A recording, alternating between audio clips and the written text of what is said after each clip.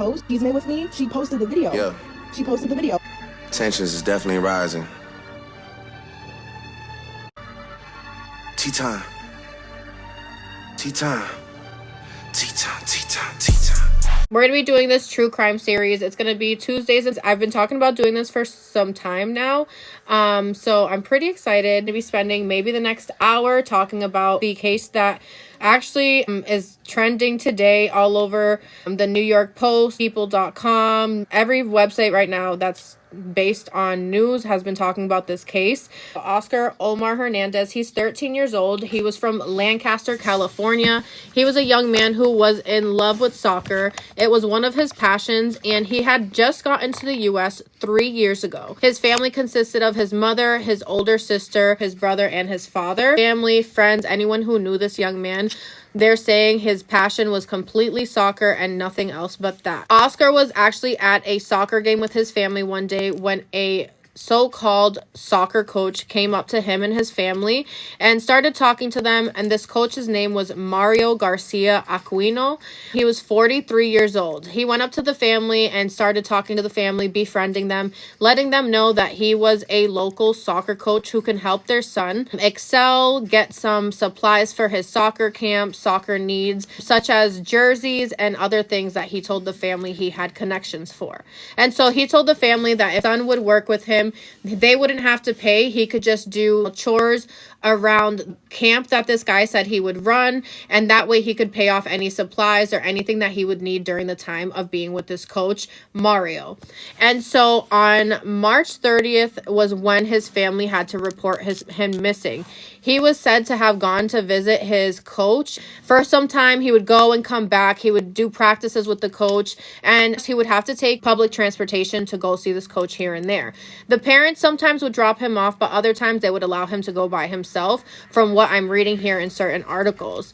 After being seen with his youth coach, Mario, Oscar was seen boarding a train to Palmdale, California. They're saying that there was supposed to be some sort of arrangement here between Mario and the 13-year-old. So on March 28th, after taking the train to Palmdale to meet Mario, there's no contact with his parents. He had one phone call, it says here, with his parents, where he told them that he was already done with his soccer program for the day and that they would be heading back, and that Mario would be dropping him off first thing in the morning. So this was the evening of March 28th. He was supposed to get dropped off on March 29th by this so-called soccer coach back to his family's house in Lancaster, California. And when that date happened and there was no contact between Oscar and the family, that's when they came into Mario answering his phone, mocking them, laughing, and just making up complete lies and misleading them. Reported him missing on the 30th, and by April 1st in Oxnard, Ventura County, about 70 miles away from Oscar's home, his remains had been found on the side of the road, and there's still an autopsy to determine what his cause of unaliving was. The coach was 43 years old, and he had some unrelated SA allegations and charges from another 16-year-old back from February 2024 that Oscar's family had no idea about. Of course, I'm guessing nobody had any idea about this. If not, they wouldn't have let this young man go with him. He was arrested a few days after Oscar was reported missing, but had nothing to do with the case with Oscar yet. Nobody had any idea that he had any ties to this case, but he was arrested because of the February 2024 allegations that were from that 16-year-old other young boy.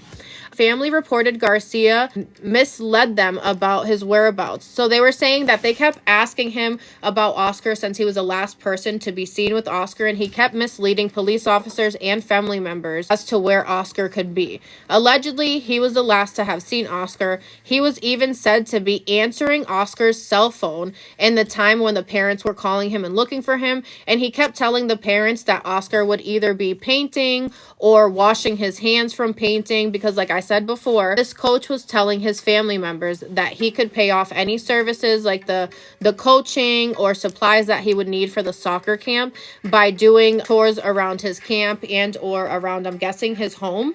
And the parents thought that that would be okay because allegedly Oscar, the 13-year-old young man, would always do odd jobs just for a couple dollars, mowing lawns and things like that. So for them to find out their son was going to be able to pay off this program by doing chores, I'm pretty sure they probably found that to be convenient. This Mario guy kept answering the phone. The family alleges that sometimes he would say that the young man was busy and unable to get to the phone, and other times he would basically simply laugh on the phone and hang up the call. He would basically disconnect the call after laughing and mocking the parents who were looking for their 13-year-old minor son who was last seen with this man. Today, the soccer coach was charged with unaliving the 13-year-old boy, and this is 1 week after the remains were found. So this case is basically extremely new. There are more details that are going to be coming out about this case. Oscar's brother was even telling the parents not to allow Oscar to go. Said here that Mario had instructed the family as well as Oscar to show up by himself to see him in Palmdale, California, which was an extreme red flag. I would have found that very, very weird as well. And for the older brother, or I don't know if it was older or younger, it doesn't state here if it was younger or older, but for the brother to have that feeling inside of him that this was already a red flag, it should have opened up some sort of thought process for their parents. But you know, sometimes other people can be very paranoid, and it seems as though the parents trusted this man. Mario must have really led them to believe he was some sort of certified and or award-winning soccer coach. I'm not sure if he may have shown them some sort of documentation showing that he's previously coached people and or has some sort of history with having a soccer career. I don't know what the case may be. This is still obviously an ongoing case. They just found this young man's remains on April 1st, which was just 7 days ago. This all happened, and this is very, very, very fresh. Like I said, this story has been all over my FYP. Anytime I turn on the TV, I do see something about this, and or on my YouTube when I'm scrolling through, I've been seeing things about this for the last few days. And it's just very sad because, like I said, anything that has to do with minors, young children, it's very, very, very traumatic and sad for certain people, especially the family members. It's really sad. Garcia has been charged with the unaliving of Oscar, which is a special circumstance and is another obviously set of charges that are pending on Mario. It says this charge means he would be facing life imprisonment without parole or even the death penalty if convicted, or the unalived penalty if convicted.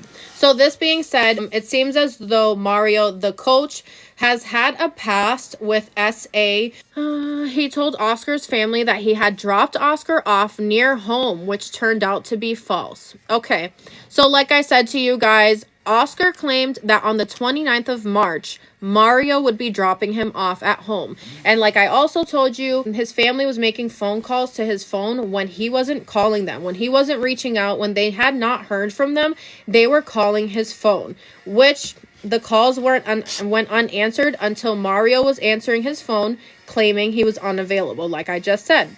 Mario claimed to the family of Oscar that he had dropped off Oscar near his home, and that turned out to be false. So when the family reported him missing was March 30th, and that was because Oscar was not around and Mario claimed he had already dropped him off, quote unquote, near the house. The Los Angeles County Department, the LAPD, and the FBI are all involved in this investigation. It says law enforcement is urging any potential victims of Garcia to come forward, offering confidentiality, especially for those who are of immigration status. It says it seems as though Mario targets undocumented families and minors, thinking that nobody will offer them help. That is extremely sad. That is a extremely strange tactic to have. I'm guessing he's done this in the past and he's found that undocumented individuals don't get as much help or as quickly as others. The charges against Garcia include allegations of unaliving being committed during another violent felony. Possible robbery or grape could be involved in this case. It says the community is in shock as Garcia had been involved with youth soccer for years, and in that case had been drawing significant media attention to himself. Okay, so this is giving PDF file, and the parents had no idea because he was making a name for himself. So this brings me back to what I said earlier. This is bringing me to Mario must have made Oscar's family think that he was some quote-unquote award-winning town soccer coach that everybody knew, that everybody trusted, in order for them to trust him and allow their son to spend time with him alone. Because once again, like I said, Oscar is 13 years old. He's from Lancaster, California. He's undocumented and allegedly had only been in the US for 3 years, leading me to believe that his community around his family was extremely small and what they knew back in their hometown. And I'm guessing they trusted everyone from their hometown the way that they trusted this man, Mario. For them to allow him to go by himself on that train to meet this coach just goes to say that they had a lot of confidence in this coach. They had a lot of trust in this man. Oscar must have felt like this was an adult that he could have true and utter confidence with. And especially coming from a Hispanic community, you would think that somebody you've been around for a while would have your best interest at heart. I honestly don't think that Hernandez is going to get away with this. Like I said, he's already in custody. He is facing charges that will not even allow him to be out. He's facing a life sentence. And I think it's well deserved. This is honestly very mind-blowing. It says soccer coach charged with unaliving a 13-year-old boy 1 week after he's been reported missing. This is who we're speaking of. This is who unalived Oscar. This man took advantage of a family who's undocumented. He took advantage of people who trusted him. And especially more than anything, a 13-year-old young man's life was taken for trusting somebody who conned them into thinking he could help him in his own future. Thank you guys so much for joining me. I love you all so much. Thank you for always showing up and supporting me. And I